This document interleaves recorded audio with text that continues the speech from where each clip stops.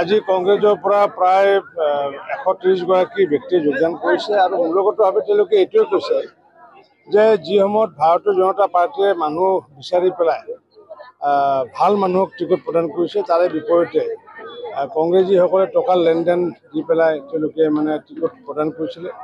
এনেকুৱাকৈ টকা বিচৰাৰ বাবে টকা নিদিয়াৰ বাবে টিকটৰ পৰা বঞ্চিত হোৱা এগৰাকী আমাৰ ব্যক্তি আৰু সেই ব্যক্তিগৰাকীৰ আমাৰ যে নাম হৈছে বিশেষকৈ তেখেতৰ ৰিয়াজউদ্দিনৰ নেতৃত্বত প্ৰায় 127 গৰাকীয়ে আজি কংগ্ৰেছ ত্যাগ কৰি ভাৰতীয় জনতা পাৰ্টীত যোগদান কৰিছে।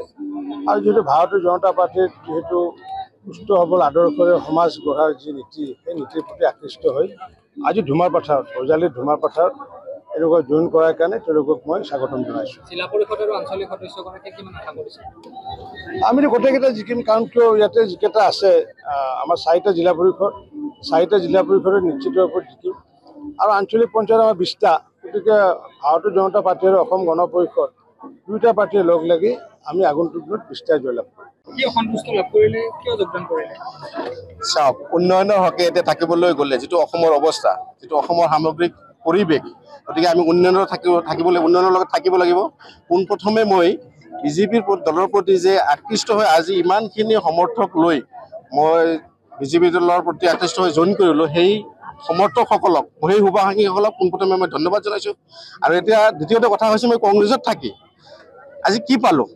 ইমান বছৰ কংগ্ৰেছত থাকি টিকেট প্ৰত্যাশী আছিলোঁ। টিকেট হয়, আমি 6জন প্ৰত্যাশী আছিলোঁ। টিকেট এজনৰ নহ'বও পাৰে, 5জনৰ নহ'ব, এজনৰে দিব।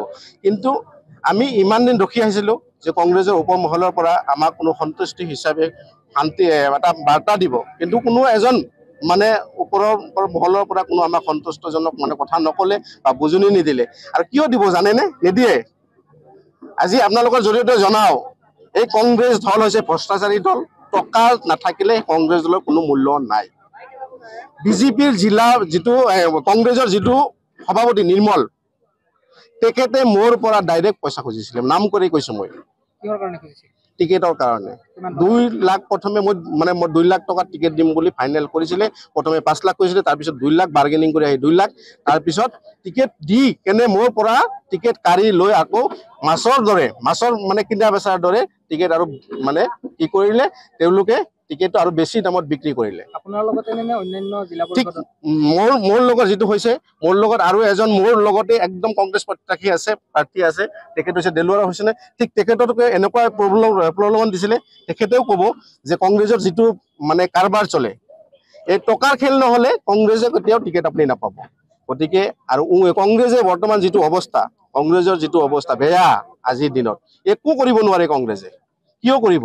আজি চাওক, তেওঁলোকে কি কৰিলে, 167 আঞ্চলিক পঞ্চায়তত তেওঁলোকে কেণ্ডিডেটে দিব নোৱাৰিলে, বিনা প্ৰতিনিধিত্বত বিজেপি জয়ী হ'ল। 37 জিলা পৰিষদ বিনা প্ৰতিনিধিত্বৰে জয়ী হ'ল। 311জন ৱাৰ্ড মেম্বাৰ জয়ী হৈছে। গতিকে কংগ্ৰেছে প্ৰাৰ্থী বিচাৰি নাপায়। গতিকে সেনেকুৱা দলত বৰ্তমান সময়ত আমি কিয় থাকিম? আৰু মই আজি ধুমাৰপাথাৰৰ পৰা মানে কংগ্ৰেছ ত্যাগ কৰাৰ মূল উদ্দেশ্য হৈছে এই আমাৰ যি অতি পিছপৰা অঞ্চল, ধুমাৰপাথাৰ পিছপৰা অঞ্চল। গতিকে এই পিছপৰা অঞ্চলক আমি আগুৱাই নিবলৈ হ'লে আমি নিশ্চয় মানে শাসন বা যাৰ হাতত আছে তেওঁলোকৰ লগত আমি যদি সহযোগ নকৰোঁ, আমাৰ এই অঞ্চলৰ কোনোদিনে উন্নয়ন সম্ভৱ নহয়। গতিকে আমি এই অঞ্চলৰ পিছপৰা কোনো এটা ৰাস্তা ঘাট ভালদৰে আমাৰ নাই। যিটো আমি পঞ্চায়ত ফাণ্ডৰ জৰিয়তে কৰিব পৰা আছিলোঁ, সেইখিনি কৰিছিলোঁ বিগত সময়ছোৱাত। তাৰপিছত কি কৰা হ'ল, যিখিনি মূলত ৰাস্তা সেইখিনি কিন্তু পঞ্চায়তৰ যদি কৰিব নোৱাৰে, সেইখিনি লাগিব MLA বা মন্ত্ৰীৰ জৰিয়তে কৰিব লগা হয়। গতিকে আমাৰ এই অঞ্চলৰ পৰা কেতিয়াও মানে বিজেপিৰ বাহিৰে MLA বা মন্ত্ৰী আমি কেতিয়াও নাপাওঁ। গতিকে সেনেকুৱা দলত থাকি আমি এই অঞ্চলৰ উন্নয়ন কেতিয়াও সম্ভৱ নহয়। গতিকে মই মোৰ শুভাকাংক্ষীসকলৰ লগত আলোচনা কৰি মোক মানে তেওঁলোকে পৰামৰ্শ দিলে, আপুনি যদি আমাৰ হৈ ৰাইজৰ হৈ আপোনালোকে কাম কৰিব বিচাৰে, আপুনি নিশ্চয় বিজেপিত যোগদান কৰিব লাগিব। আপোনাৰ লগতে কিমান গৰাকী সদস্য? আজি কমপক্ষেও 100জন মানে আহিছে, আৰু মই মহিলা মানুহখিনি মোৰ লগত আহিছিলে, সেইখিনি মই ইয়াতে কৰা নাই, যোগদান কৰোৱা নাই। খালি পুৰুষ মানুহে হ'ল, মানে ৰাতি হৈ গ'ল। ৰাতি হোৱাৰ কাৰণে তেওঁলোকে যোগদান কৰিব নোৱাৰিলে। ধৰক 100-200 মানুহ হ'ব। আপোনালোকে দেখাই পাইছে, আপোনালোকে ইতিমধ্যে গমো পাইছে কিমান মানুহৰ সমাগম ঘটিছে। মিত্ৰজোঁটৰ প্ৰাৰ্থী